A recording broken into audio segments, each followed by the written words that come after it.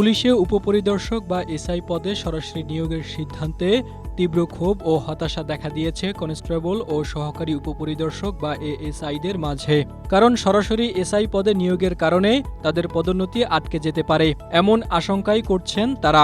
দৈনিক কালবেলায় প্রকাশিত এক প্রতিবেদনে এই তথ্য উঠে এসেছে। প্রতিবেদনে বলা হয়, সম্প্রতি সরকারের মৌখিক সিদ্ধান্ত অনুযায়ী পুলিশ বাহিনীতে সরাসরি ৪,০০০ এসআই নিয়োগের উদ্যোগ নেওয়া হয়। চলতি মাসের শুরুর দিকে পুলিশের পলিসি গ্রুপের বৈঠকে সরাসরি এ নিয়োগ দেওয়ার সিদ্ধান্ত চূড়ান্ত হয়। তবে পুলিশ রেগুলেশন ১৯৪৩ বা পিআরবির ৭৪১ খ ধারা অনুযায়ী এসআই শূন্য পদ পূরণের ক্ষেত্রে সরাসরি শতকরা ৫০% নিয়োগের বিধান রয়েছে। স্ট্রবেরি সুপার ডটেড ও ক্লাসিক ভ্যারিয়েন্টে সেনসেশন জাগুক শিহরণ। বাকি ৫০% বাহিনীতে কর্মরত এএসআইদের পদোন্নতি দিয়ে পূরণ করার কথা বলা হয়েছে।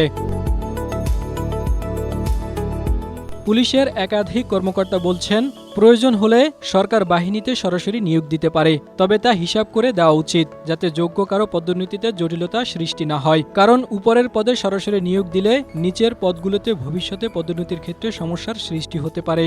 এতে বাহিনীর সাংগঠনিক কাঠামোর ভারসাম্য বিনষ্ট হতে পারে, পদোন্নতি বঞ্চিতরা হতাশ হতে পারেন, যার প্রভাব পড়বে দৈনন্দিন কাজে।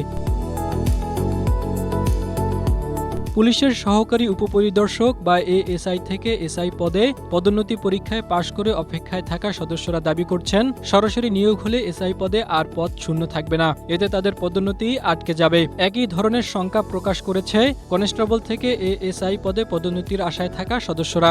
তাদের ভাষ্য, বাহিনীতে থাকা এএসআইরা পদোন্নতি পেয়ে এসআই হলে তারাও এই শূন্য পদে এএসআই হতে পারবেন, কিন্তু উপরের সব পদে সরাসরি নিয়োগ হলে তারা বঞ্চনার শিকার হবেন। তবে বিষয়টি মানতে রাজি নন পুলিশ সদর দপ্তরের মুখপাত্র এএইচএম শাহাদাত হোসাইন। তিনি বলেন, সরাসরি ৪,০০০ এসআই নিয়োগের উদ্যোগ বাহিনীর কার্যক্রম ও জনসেবার সক্ষমতা বাড়ানোর অংশ। এতে নিয়মিত পদোন্নতির সুযোগ কমে যাবে এমন আশঙ্কার কারণ নেই। Desk report, Asia post.